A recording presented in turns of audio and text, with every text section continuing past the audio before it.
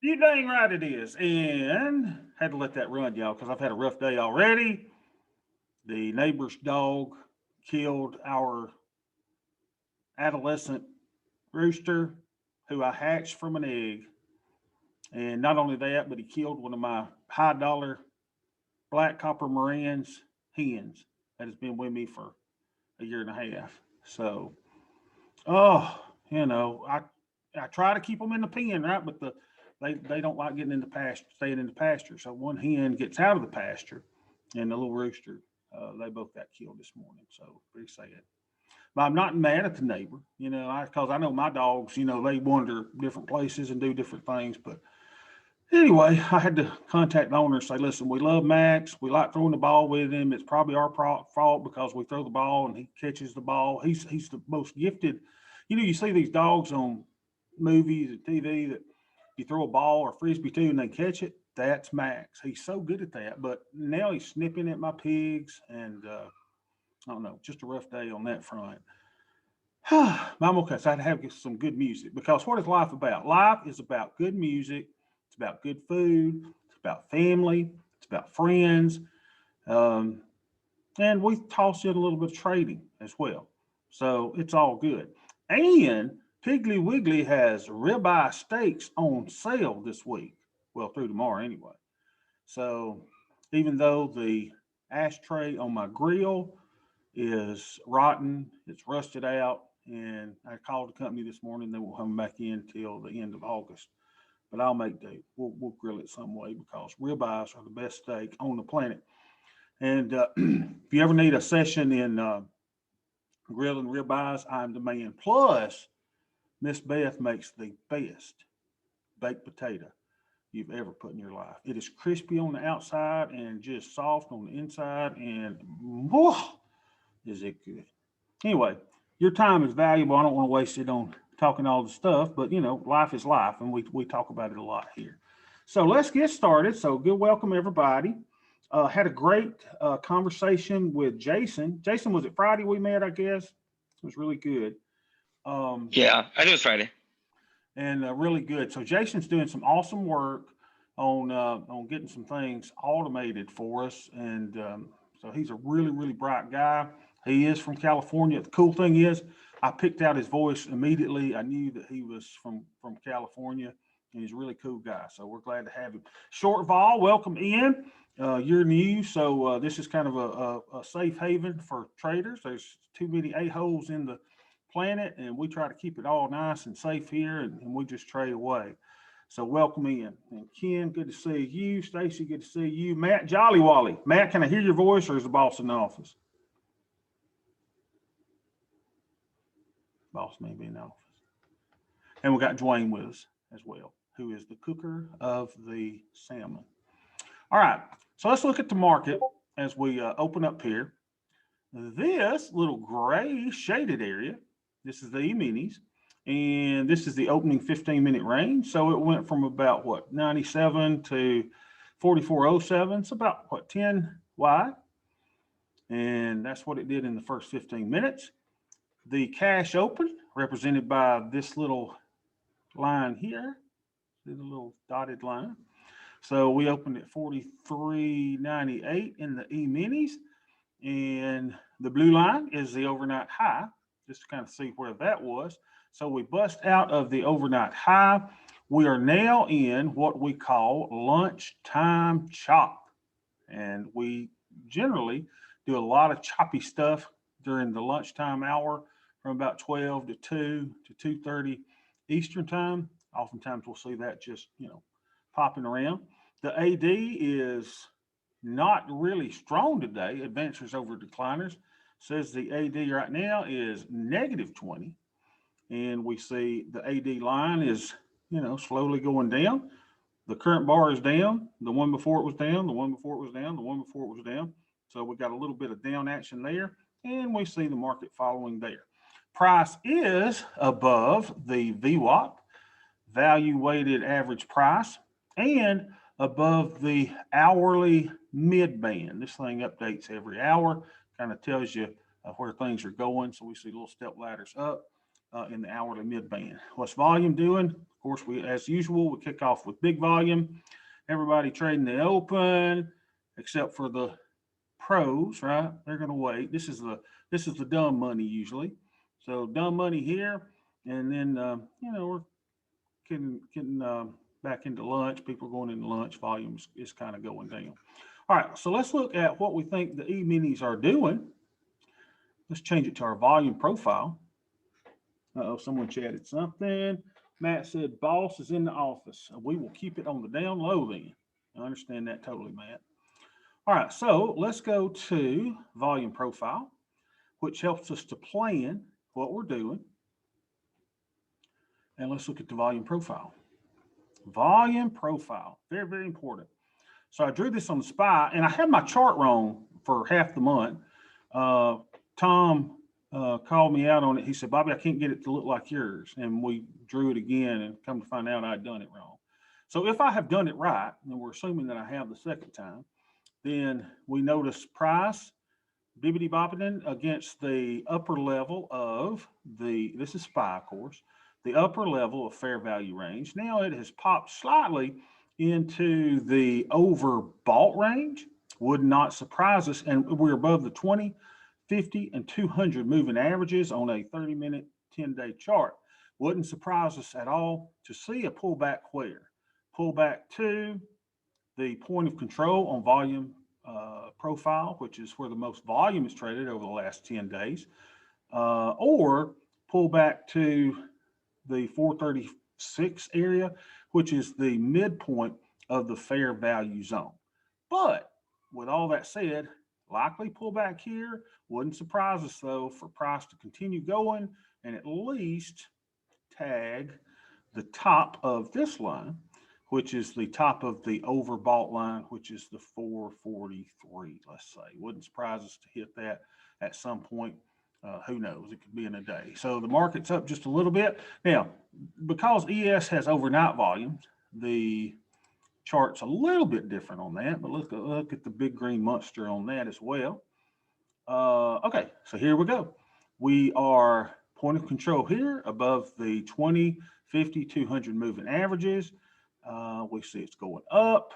Let's see where the top range of that one is. So about 4428 would be the top of the fair value range. All right, short vol, if you're wondering, we draw this at the beginning of each month. We'll show you how to do it if you're interested in it. It's not for everybody, but the big green monster, you'll be surprised at how often this little thing works out. It's amazing. Now, we don't really follow the Qs, but let's just look at TQQQ, which is one of the items that I have in my AIM portfolio and Bang portfolio. Let's see how it's doing, which will kind of tell us how the tech stocks are doing. So above the 20, 50, and 200 moving daily averages. Point of control is here, however. We're never surprised to see a return to the point of control. The only thing is, if price were to come back into this area, it is likely that the point of control will shift from here to here as more volume is traded here. So I think this point of control will be gone. Point of control will move up to here on a price swing back into this area, filling those gaps. But as of now, we are in the fair value range above the 20, 50, and 200. Where is it likely to come and pop to its head? At this 144.09. We wouldn't be surprised at all to see there or to see a down pull into this area, which will be the new point of control. What is the point of control? That's where the most volume has traded on this chart the last 10 days, 30 minutes. All right, so make sure everybody's clear on that. Now, keep in mind that I am a tweaker. I tweak stuff all the time, always tweaking. I give everybody the updated spreadsheet on Google Drive.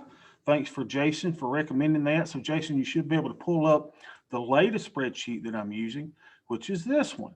And it is the one that says BAME updated. Now, even though it says BAME, I'm actually running AIM in this portfolio. What is AIM? It is based on Robert Lucello's book, How to Make $1 Million in the Stock Market Automatically, which is the cheesiest of all titles. Oh, my little sweet tea sure is good in a red Solo cup. All right. So it basically tells me, hey, baby, what should you do? What should you buy when it comes to these little 12 underlyings that I have in this portfolio? So you see, since I reset it on the 19th, wasn't it the 19th I reset? So 7 days. In 7 days, the AIM portfolio is up 2150 in 7 days. So that's really, really nice. Okay. So the only signal it's given us in the last 7 days was to buy a few shares of UMDD, which we did. And I think that was a good recommendation. Let's see what UMDD is doing on the big green monster. And then we're going to talk some Greeks. Dwayne wanted me to talk some Greeks, and we will talk Greeks. All right, UMDD. So let's look at it. UMDD has skirted outside of this fair value range. UMDD is now overbought with a likely pullback to the point of control, back into the fair value range. So that's where we are with UMDD. Keep in mind, I got the signal from AIM to buy 5 shares last Monday, right? When it was down here. So it gave us a great signal, said, hey, Bob, this went down a lot, so you need to buy it. We did. What has happened in those 5 shares? It's up. So since I reset that account, we're up $2,100 in a week on AIM. Nice. Now, keep in mind, we were running BAME on this, so let's be fair and show you the exact profit and loss on the year for that, which is $1,288. Okay, so we did have a few losses before we switched from BAME to AIM. So we're up $1,289 on those 12 items. On the weekend, while everybody is at the beach and relaxing and not thinking trading, you and I are trader nerds, and so we always think, right? We're always thinking, trying to improve. So I wanted to do some investigative research on these underlyings that I am in. What are these? The ones that are not in yellow, and junk, these other 10 are leveraged ETFs. And it made sense to me and Ken, right, Ken? We said it makes sense to do leveraged ETFs in this because Lucello said you want things that are big movers, okay? You want things that move so that you can get all kinds of things. One thing that I've read about, and I've so many YouTube videos, I'm like y'all, I go to YouTube and I search different things and I've been reviewing leveraged ETFs. And I guess it's what we don't know that could be the issue with leveraged ETFs. But they were talking about with leveraged ETFs that there is volatility decay in those, and it doesn't quite move exactly as they're supposed to. If it's a UPRO is 3 times the SPY, it kind of doesn't really track that at all. And here's another thing. We've set our account up to be very successful in the event that we have a 20% pullback, and we've even looked at the 35% pullback, right? If a 20% pullback happens in one day on UPRO, or on SPY, we would expect a 20% down move in SPY to be a 60% reduction in UPRO. Now, what happens if what if we go down 60% in UPRO? Well, we're going to lose what? $2,400, $2,500. Now, if UPRO goes down, what does that mean that the Dow's going to do? Well, that's probably going to go down 20% or more as well, right? So now we've got a big loss here and a big loss here. Well, if the SPY goes down 20% and the Dow goes down 20%, do you think that this would go down 20%? Yeah, right? So now all of a sudden you're thinking, wait a minute, all 3 of those, man, that's a big, big loss. And then you've got, the mid caps. Are those going to go down? Probably. So then we've got some, other things in here. We've got silver, we've got some gold, we've got some oil. What happens to those? Well, in market crashes, oftentimes you'll see all asset classes kind of acting together. So if we had a humongous 20% drop and we've got $40,000 invested in AIM, then we would perhaps see, a huge drop, right, in our portfolio here. Now, what does that mean? Well, what if we had a 35% drop? Now, God forbid, right? But that's about the drop that we had in, February, March, April last year. It didn't happen in a day. And while this is going down, the take action button should be telling us to, buy shares, right? So let's say if current stock price is 123 of UPRO, and let's say it went down 60%. So let's take 40% of that. Let's see if our little spreadsheet works. So let's take UPRO of 123.16 and let's multiply it by 0.40, right? So that should mean a 60% decrease. So let's say the thing goes down to $49. So you should be getting a big buy signal here, right? Let's see if you do. Watch it not work. 49. Let's just type 49 in there and see what happens. Then you're going to get a signal to buy 41 shares. So you may be down significantly on the day, but you're going to get getting these signals to buy 41 shares. So 41 shares times $50 is what, 2,000 or so? I can't do math in my head. Dollars that we would put in there. How much cash should we have to do that?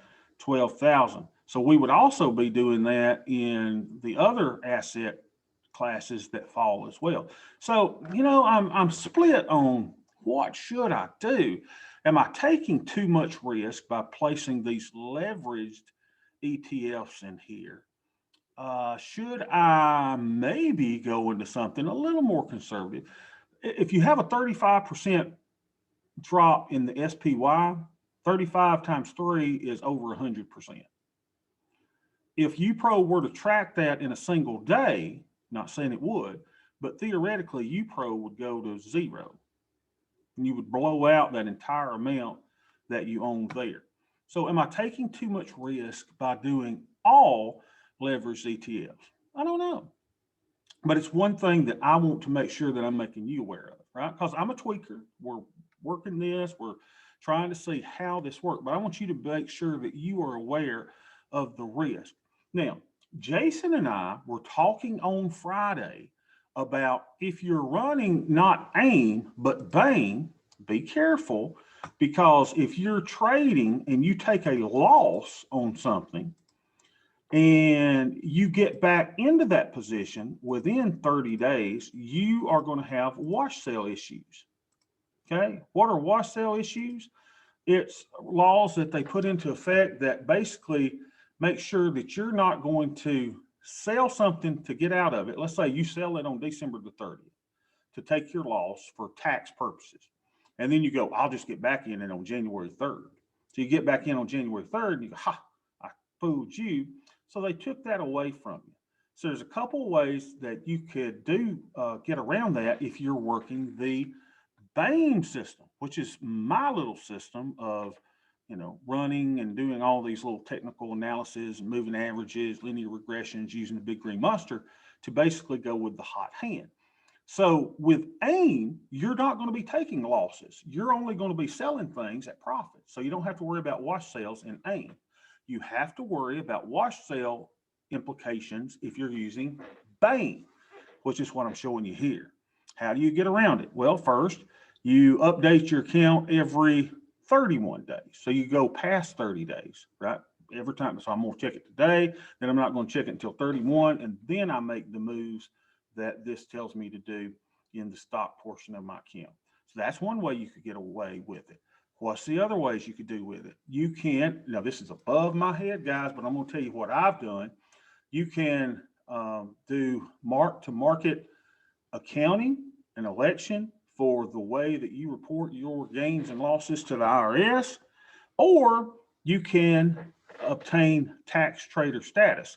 So if you're going in and you're making these adjustments daily, which you could, right? I mean, it'll tell you every day what to do. You can update this and it'll, you make constant adjustments.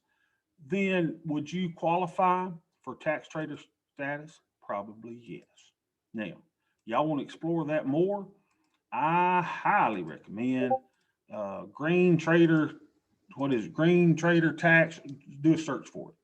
You get you a 45-minute consultation with Mr. Green or one of his associates that cost you maybe 175, 200 bucks, be the best 200 bucks that you spent, and tell him what you want to do.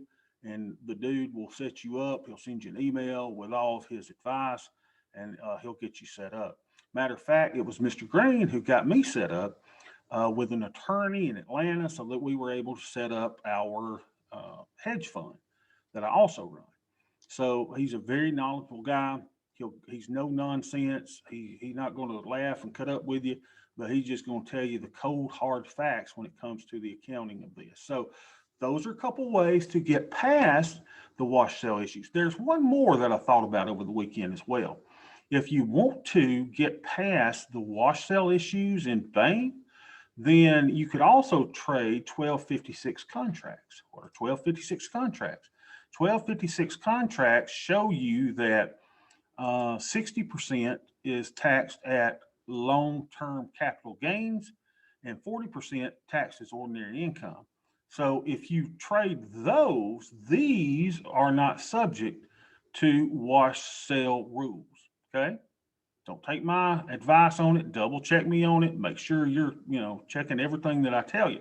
So, theoretically, you could trade futures, I guess. All futures are 1256 contracts. But if you're trading a 1256 ETF, here are the four that are 1256 contracts. So you could actually set you up a portfolio of silver, oil, gold, and the S&P 500.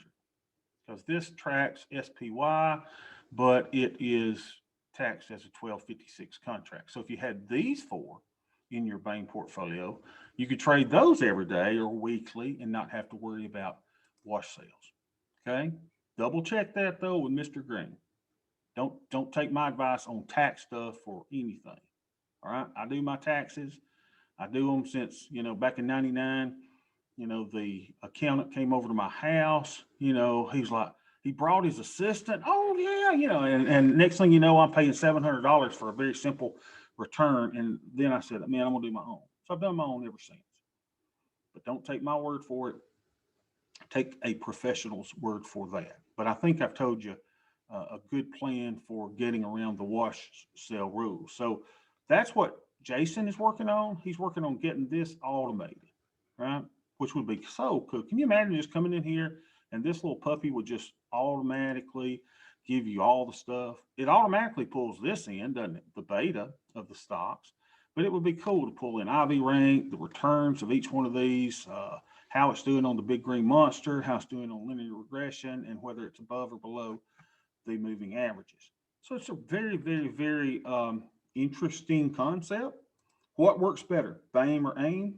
We do not know. So in the other account, this account, we're running BAME, right? Now, how has BAME been doing? Well, it's doing quite well. This account, and we've struggled of late, down $41 on the day, but since March 26, when this account began trading, it's up $7,800, which ain't bad on a $35,000 account in, just 3 months or so, April, May, June, going close to 4 months now. So $7,800 ain't bad at all running the BAME algorithm. So if you like algorithms, if you're a trader nerd, this is your stuff right here. This is awesome.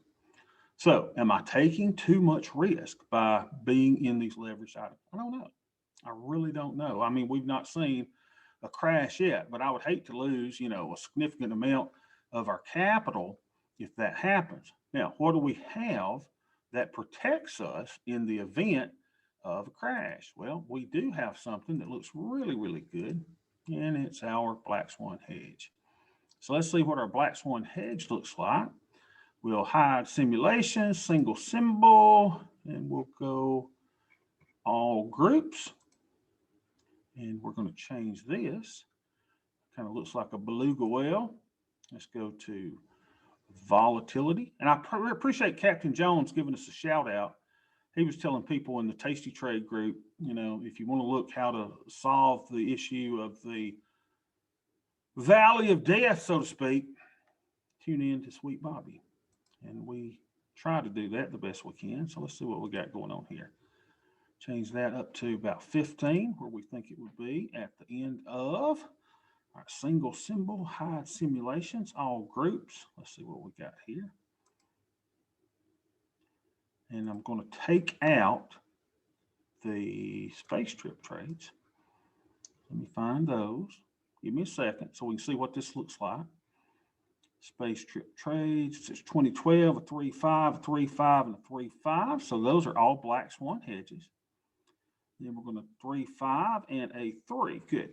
So here is a space trip trade, a 10, 10, 7, 7. Let's take that out.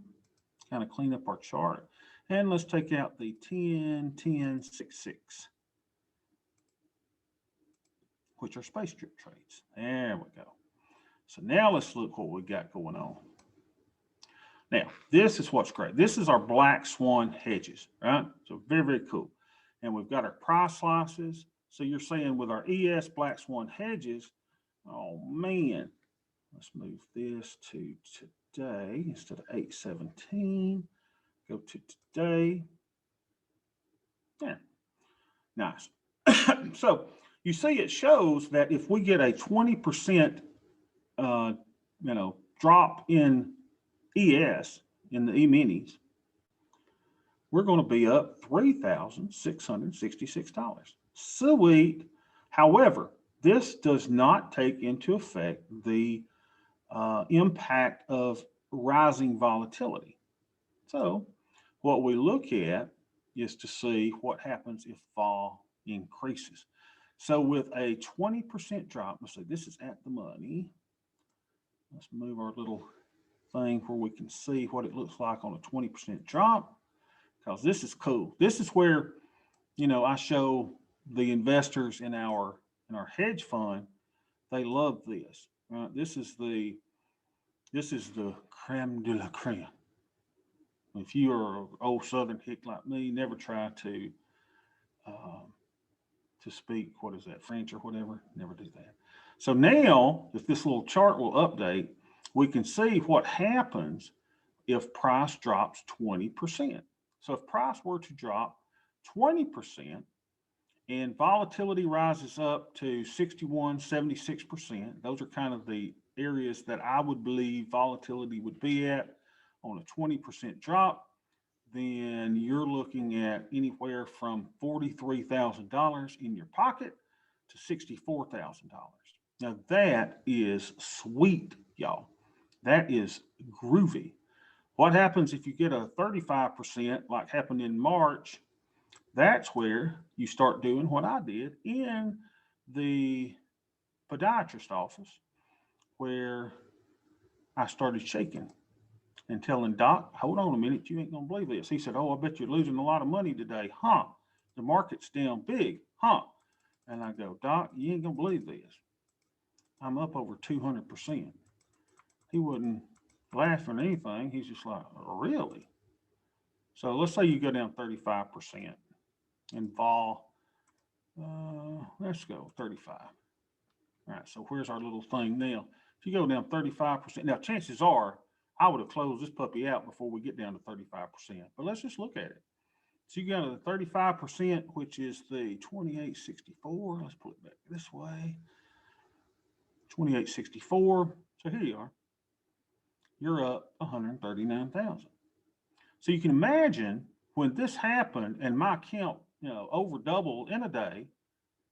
Well, I think we had 2 crash events that I took advantage of.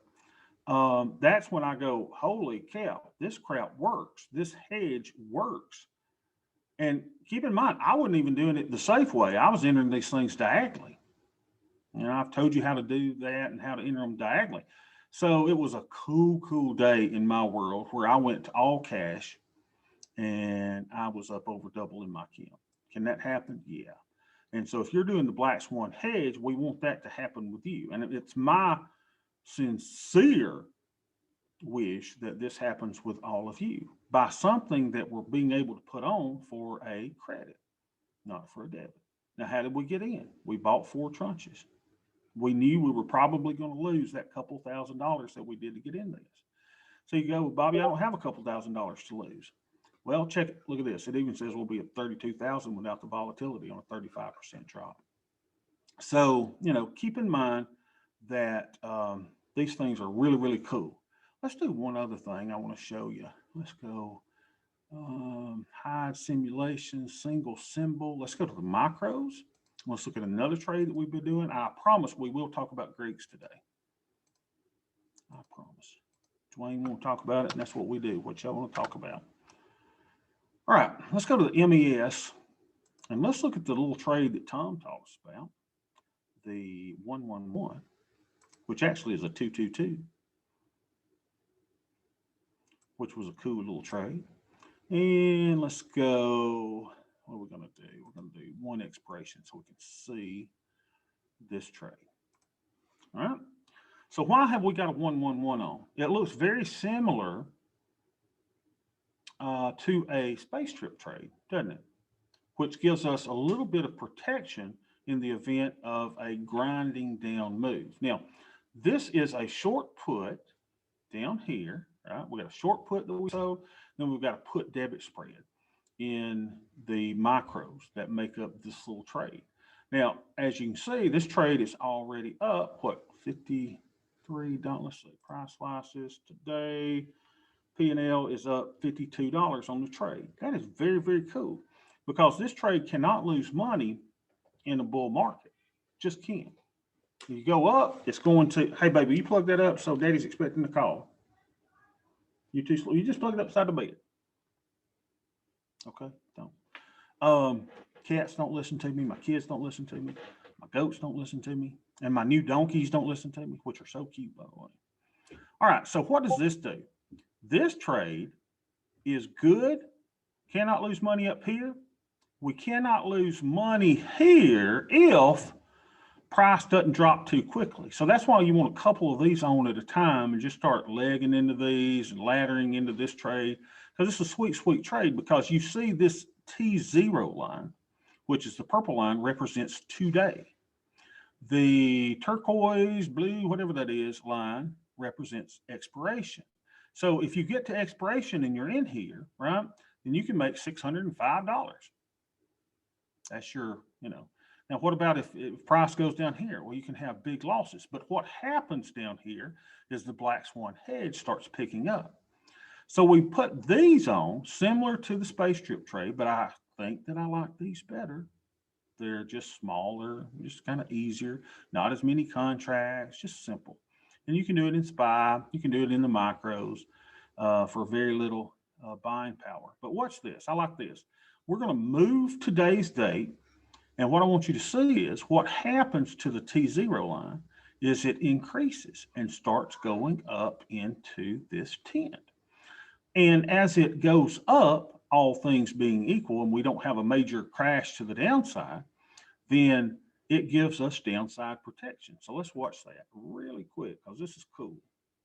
All right, watch the line. Watch it raise up like an angry giant coming out of the ocean. Check it out. Isn't that cool? So we're at August the 6th. If you have a 5% down move in the market, does that bother you? No, because you're up $91 on that trade. Kind of cool, huh? Let's keep going a little bit longer and watch that. And you see this P&L on open keeps going up and up and up and up. Remember, we put this thing on with about 45 days to go. What's that? It's just beautiful as we see the little purple line come up. So now, if you get a 5% down move, even in a day, if it's on August the 24th, then you're up, $368. Very, very cool, right? If it goes down into here, you're at 428. So you're building the little, profit hump of your little camel there, whale, whatever you want to say, inside of this.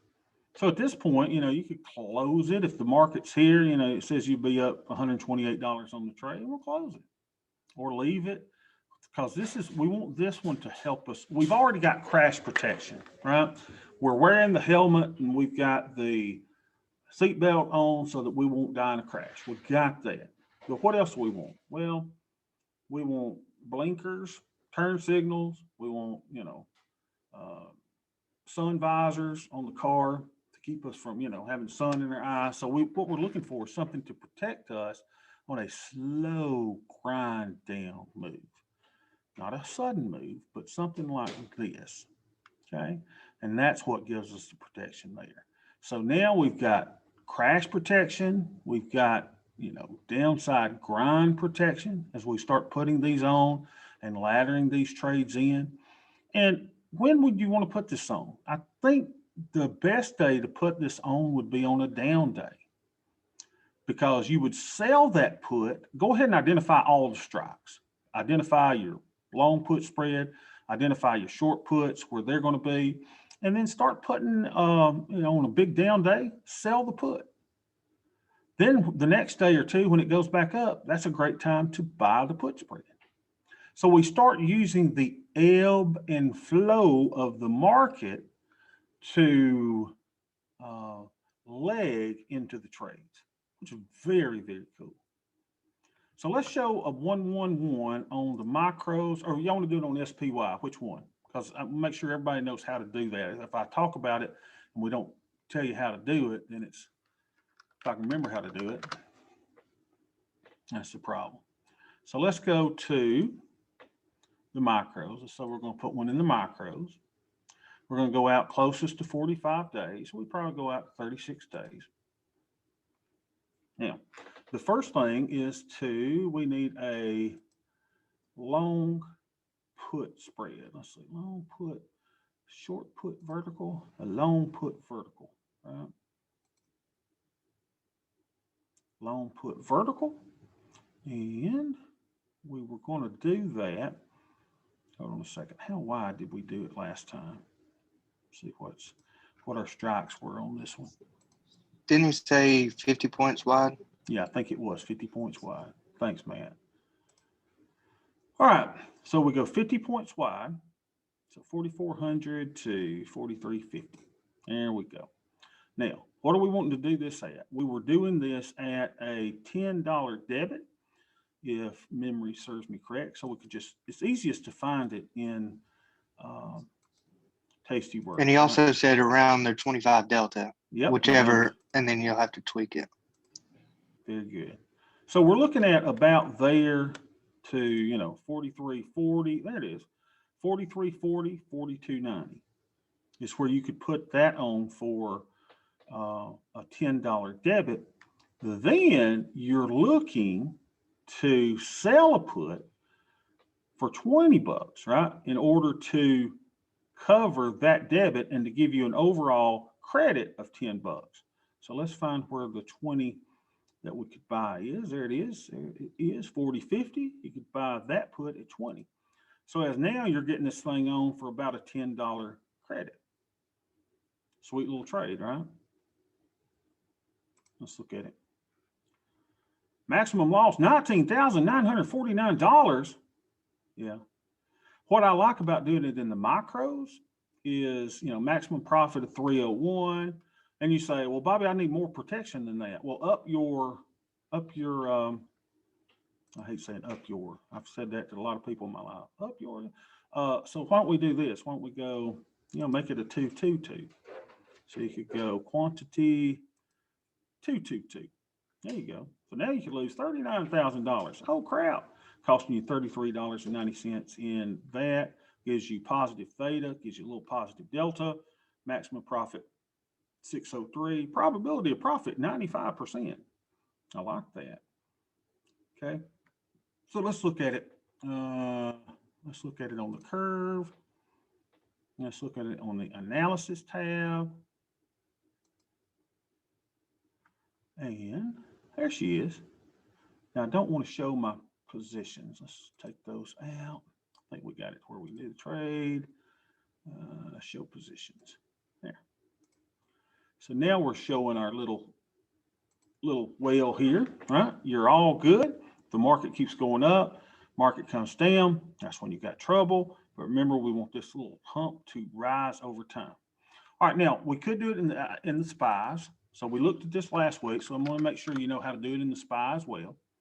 So go to the table in SPY, and I'll tell you why I'd rather do them in the micros. Let's go to closest to 45 days. So we're going to do not a 50 wide, right? That'll give you something freaky, but in the SPY, we're going to do 5 wide. So that would be long put vertical. We'll do 5 wide, 439 to the 434. That's 5 wide. Now you don't want to get $1.42. You say $10. No, it'll be $1, right? A tenth the size in SPY. So you move that down to where you get $1 credit.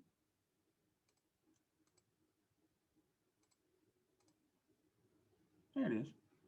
So the 433, 428, you're getting $1 debit for that.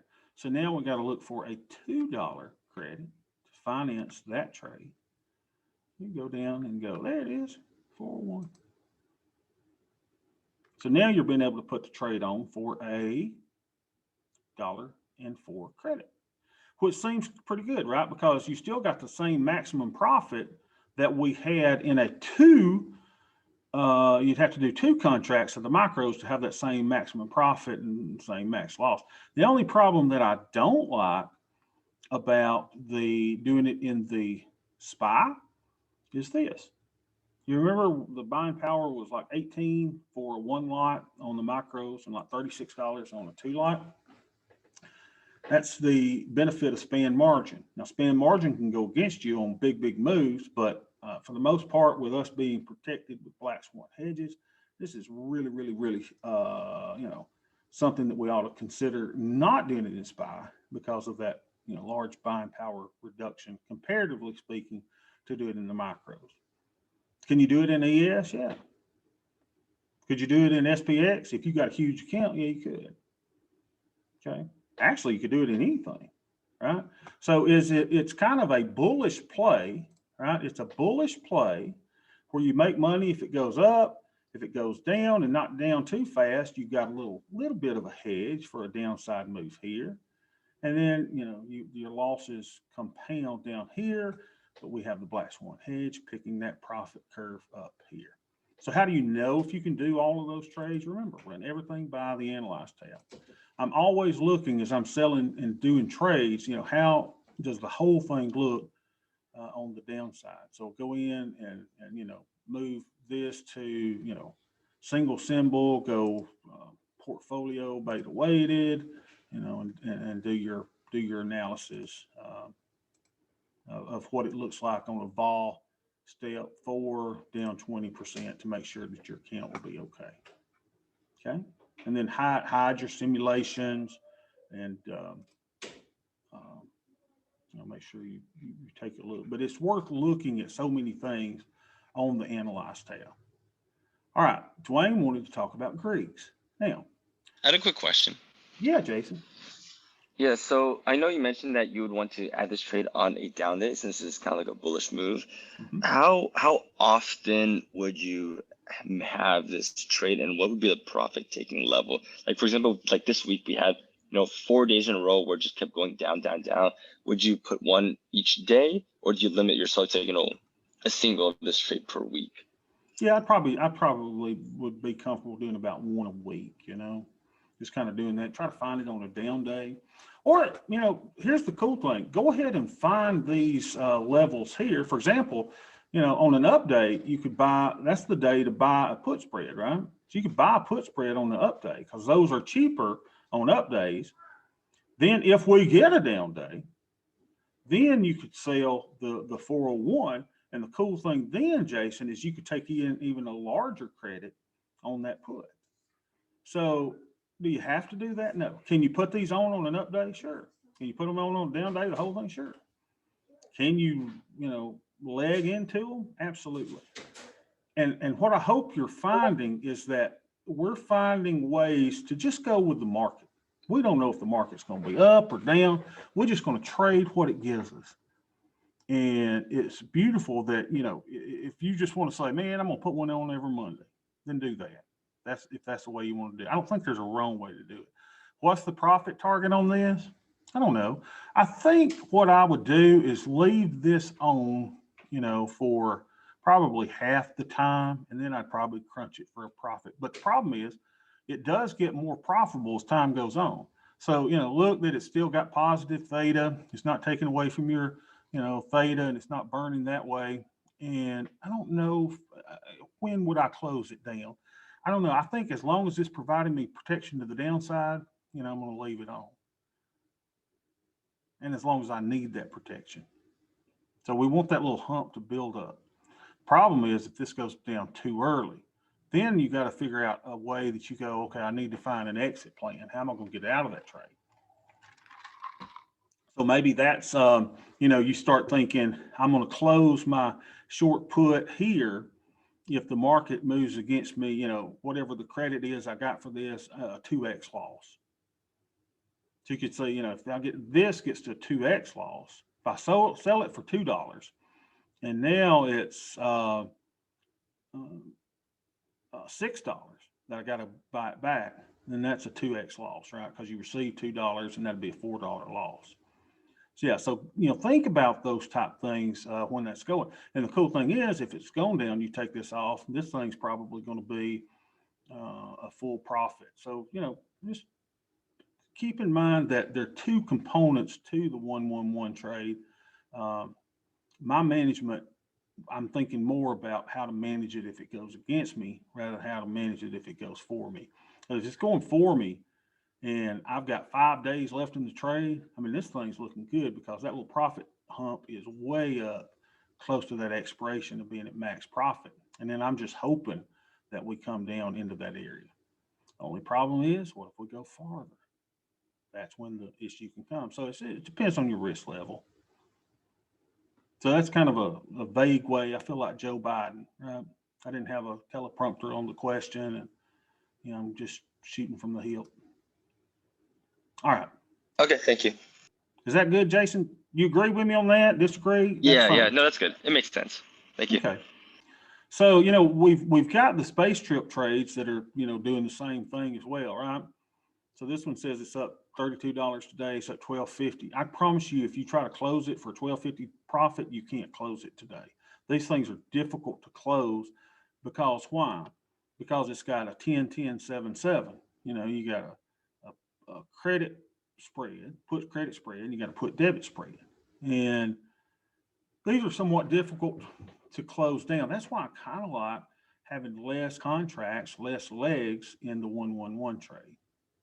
Really like that. Okay, so Dwayne now is going to bring me back to my roots. Now, this is how I normally manage an account, is by looking at the Greeks. Y'all have got to realize when you see my Greeks, I don't want anybody to flip out. Because the first thing you're going to go with, oh, Bobby's not doing the Greeks like he's always done his Greeks. Remember, I'm just testing. I'm testing the AIM plus these various other strategies. I'm just testing to see how that works. All right, so I'm a guinea pig. I don't want you to be the guinea pig. But if I were you, I would keep our number one thing of portfolio management going. Well, what is that? Let's just talk about it for a second. Okay, first thing you want is neutral deltas. All right, we like neutral deltas with a slightly bearish tilt to it. So, you know, if you got negative SPY weighted deltas of 10, boy, that's beautiful, right? Just beautiful. We always like to have just slightly, you know, keep it neutral if you want to, slightly bearish. If you're slightly bullish, that's fine. But we kind of like to keep our deltas neutral. What do we like to do with our theta? We like positive theta. No more than 1% of our net liquidation value. So if your count, you know, is, you know, what's 1% of 100? Say your account, you got $100 in your account, you want no more than $1 in theta, right? You don't want no more than 1% of your net limit be there. Why? Because as much as we premium sellers like to think as much theta as we can get is a good thing. No. Theta is a measure of risk in the portfolio. So is it possible to have more theta than you need in the portfolio? Absolutely. If you got more than 1% of your portfolio, then you got too much theta. You're taking on a little bit too much risk. So the sweet spot for me is to have it at about 0.5% of your net limit. Got it? Now, Vega. Vega is what kills you on the down moves, on the crash. Right? And so Tom Shoshnoff, as Beth says, constantly selling premium. He's short the market. Why is he short deltas? He's short deltas to negate his negative Vega. Because that's what, if you don't do that, then you're going to get hurt. So what we tried to do is to neutralize Vega. Well, how do we neutralize Vega? Well, we try to get Vega to be not significantly too large. So the tasty trade world basically says your negative deltas should be in a 1-to-2 ratio of Vega. So if you've got negative 100 deltas, SPY weighted deltas, then your negative Vegas need to be not more than negative 200 Vega. That's kind of the tasty trade way. So they're putting negative deltas in because when the market goes down, volatility goes up. If volatility goes up and you've got negative Vega, you're going to get killed. So what did we do? Well, for those of you, everybody's been here except for Jason and Short Vol for quite some time. And y'all know that we did this by adding a couple of different trades, didn't we? What did we do? Well, there are some things that give us some positive Vega. We did the VIX hedge, right? That gives us a little positive Vega, which is buying a 10 delta call, 120 DTEs with 0.25% of your portfolio. And then just doing that every 30 days. Please don't use 25% of your portfolio. No, 0.25% of your portfolio. So if you're multiplying, your portfolio, you multiply it by, like if you got $100,000, you multiply this by 0.0025. If you multiply it by 0.025, that's 2.5% of your portfolio. So you're multiplying it by 0.0025. So if you got a $100,000 portfolio, I say, if you got a $100,000 portfolio, hold on a second. Move this over to the side so we can see. You got a $100,000 portfolio times 0.0025. Then you would buy calls at around the 10 delta for no more than $250. So that's kind of how much money you have to put into your VIX hedge. Okay, so that's one way of doing it. And then you and I found out another way that would help us doing this. Let's see, we got a little something in the chat. Ken gave me a great chart with different strategies to use according to how you need to adjust your Greeks. Very good. And I remember him sharing that in the thing. Share that again, Ken, if you can, the thing that's got all of that, how to do the different things, and then we'll put that in. Okay, so let's look now. What are some other ways that we can increase our Vega? Hold on a sec. So we came up with, we didn't come up with, they're oldie but goodies, calendar spreads. Or as the old folks like to call them, time spreads. And we came up with diagonal spreads. Ken and I don't like calling this because I used to grow up poor, right? I grew up poor. Y'all know my story. Mama didn't work a second job after she got out of the automobile factory at the barbecue hut. We wouldn't have had no dinner. So I don't like calling them that, but y'all probably have heard them referred to as poor men's covered call, poor men's covered put. Right? Call them whatever you want to. So we've come up with a few ways of coming up with some different trades to adjust our Greeks, which is really cool. That's why I don't want anyone to flip out now when I show you my Greeks, because you're going to go, Bobby, that goes against everything you've ever done. I know, but I told you I'm tweaking. I'm experimenting with AIM. I want to see how AIM does. All right, so let me show you my Greeks, and let's show you what we could do. So this is really why I've been showing these as groups, right? Because if I show them as groups, it doesn't show me my overall Greeks. It just shows me I'm down $78 on the day. I'm up $6.92 on all the stuff that we got open today. All right, fair enough. So what do? Take off your groups. Now, don't panic. Now, let's go here and show you our Greeks. All right, make sure that you're beta weighting. So position statement, you want to make sure beta weighting is clicked. You want SPY in here. That way you and I can compare apples to apples. I am long 186 shares of SPY. That's what that means. My delta is positive. My theta is negative. Everybody's probably flipping out by that. Bobby, you have negative theta? Yes, I do.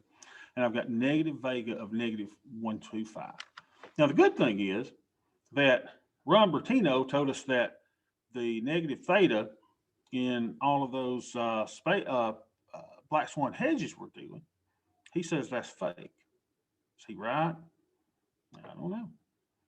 All right, but we got negative 15 theta there.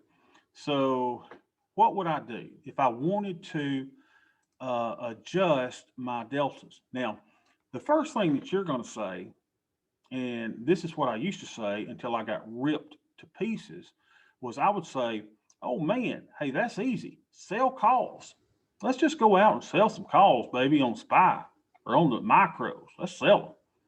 Y'all, that's where I get my butt handed to me. That's where I get ripped apart. Y'all know my aversion and hatred for calls. Lord, I hate them. So I need negative delta, and I need positive theta, and I need positive vega. What could I do? Well, keep in mind, I don't generally like trading stocks, right? We've got the stuff that we have in our account here. And ordinarily, I don't like trading, the apples and things like that. I like doing things in the S&P 500. So what you could do is you could do a calendar spread. Let's see how that would work, okay? So keep in mind, here's my delta, my theta, my vega. So let's just put in a calendar. Now you can do this on SPY, you can do it on SPX, you can do all different kind of things. But what if you put in a calendar, and let's say that we did it in SPX. Keep in mind, the underlying doesn't matter. SPX is a bigger instrument. It'll give you a bigger bang for your buck, but you got a small count. Maybe you're doing this in micros, you're doing it in SPY. Let's just look at it. So here's what we would do. I would go out 60 days in the SPX, closest to 60 days. So let's say I went out 53.23 maybe, or 66. 36. Let's do 66.36. What I would do is I would go and I would buy a 40 delta. Now remember, when I say delta, most of the time I'm referring to probability of being in the money, because I look at it more than I look at delta in all things other than VIX. In VIX, I actually do use delta, but here I use probability of being in the money. So we would buy an option at about the 40 delta. Why the 40 delta, Bob? Well, I'll show you in a second. This is how I was taught by Tasty Trade. So it's a 38 delta, 40% probability of being in the money. It's the 43.30 strike. Boom. Let's buy that.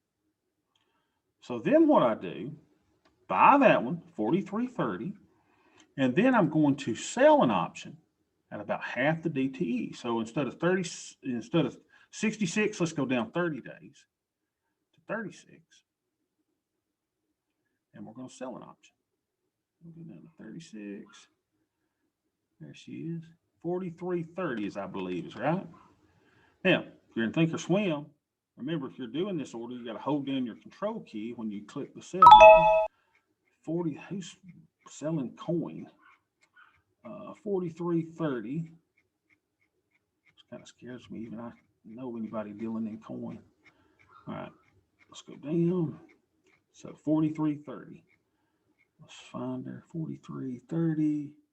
43.30. There she is. All right, 43.30. So we're going to hit the control key and we're going to sell that option. Now let's look at it. There she is. So it's a big humongous debit, right? That's why you could do it in SPY as well. So you want to do it in SPY, that's fine. So this trade would cost me $3,500. And it'd take $3,500, of course, in buying power. It's a debit trade, so that's what it would do. Now, so here, let's do this. We're going to right click on this trade and we're going to analyze trade. I'm sorry, I'm going a little long today. Analyze trade. Who said something? Do you have all your BAME, AIM in a group all together? Yes, I do. If so, I have a workaround for getting your Greeks. Look at the Greeks overall and then subtract the BAME group out. Oh, okay, that's cool.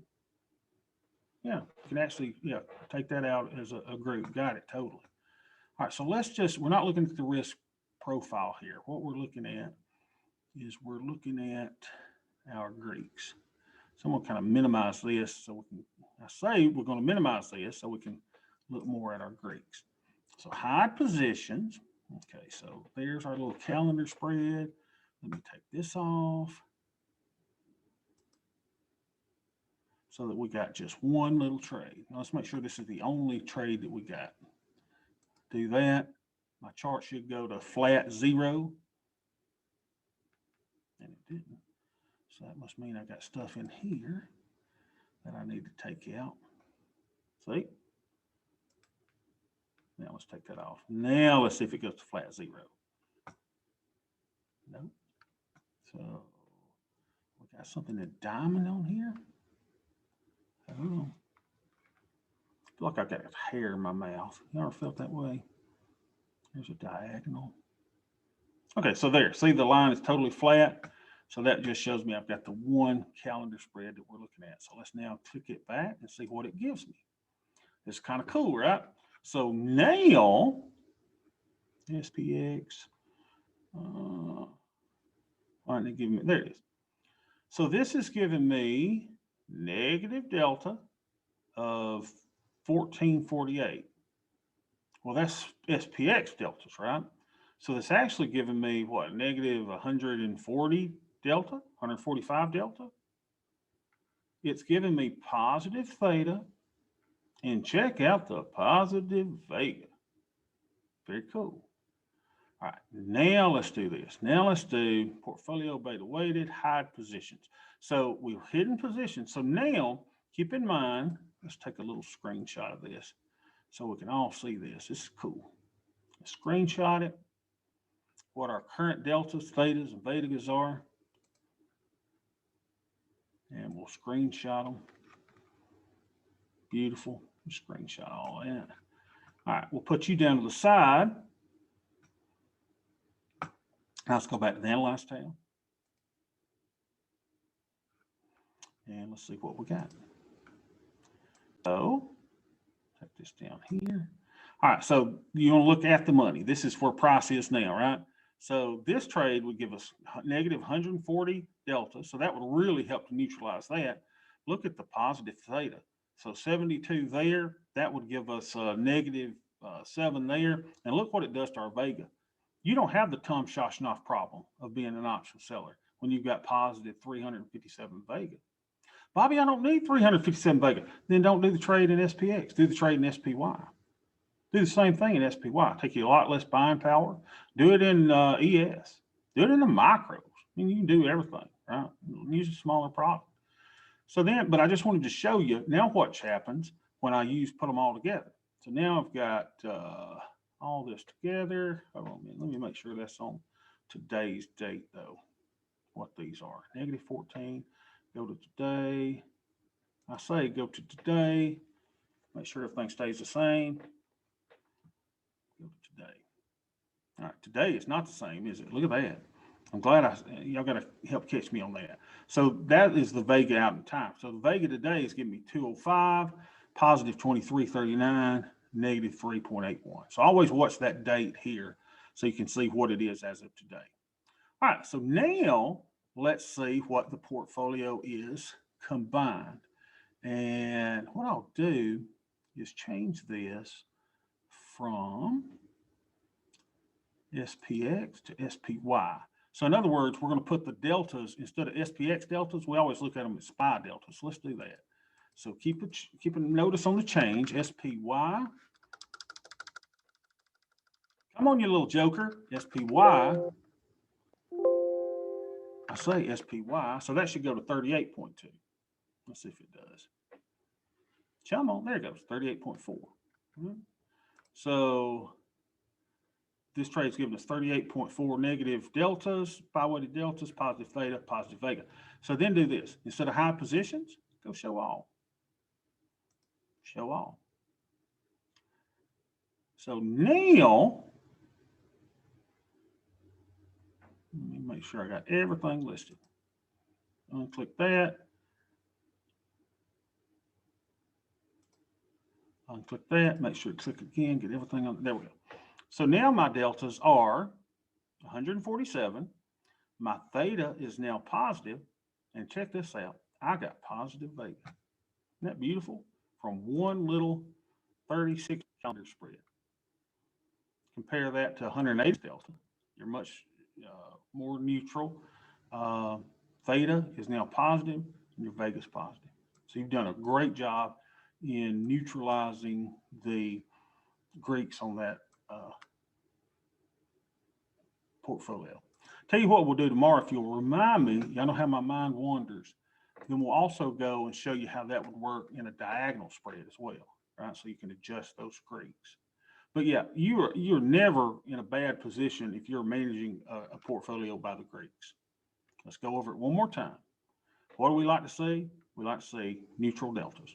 Yeah, keep it neutral. Market neutral. Right? We like to see positive theta. And we like to see Vega not out of line. If you got negative Vega, don't fret about it. You just want that thing to be too negative.